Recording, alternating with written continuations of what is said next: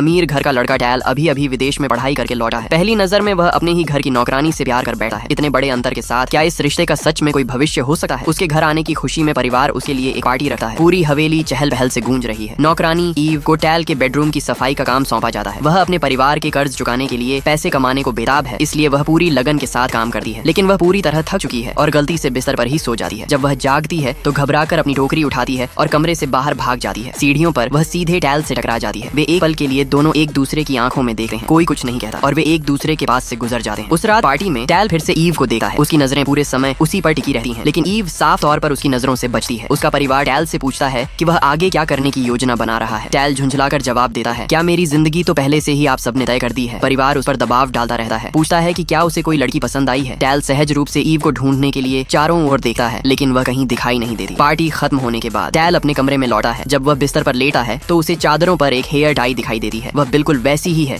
जैसी ईव पहनती है। टैल उस हेयर टाई को अपने हाथ में पकड़ता है। वह उसकी यादों में खो जाता है। इस बीच ईव को भी नींद नहीं आती। वह नीचे पूल के पास टहलने के लिए जाती है। वह टैल से टकरा जाती है। उसे भी नींद नहीं आ रही थी। टैल हैरान दिखता है और पूछता है कि वह वहाँ क्यों है। ईव कहती है कि उसे नींद नहीं आ रही थी और वह टहलने बाहर आई थी, लेकिन अपने कमरे में लौटे समय रास्ता भटक गई। ये सुनकर टैल हंस देता है। वह ईव के थोड़ा करीब आता है और उसे हेयर टाई वापस थमा देता है। ईव घबराहट में उसे ले लेती है और समझाती है कि सफाई करते समय वह कहीं खो गई थी। टैल और भी जिज्ञासु हो जाता है। वह अचानक ईव से पूछता है क्या वह आज रात के लिए कमरे बदलना चाहती है। उसे यह विचार मजेदार लगा है। ईव हैरान रह जाती है। आगे क्या हुआ जानने के लिए वीडियो को लाइक करें, चैनल को सब्सक्राइब करें और कमेंट में पार्ट 2 लिखें।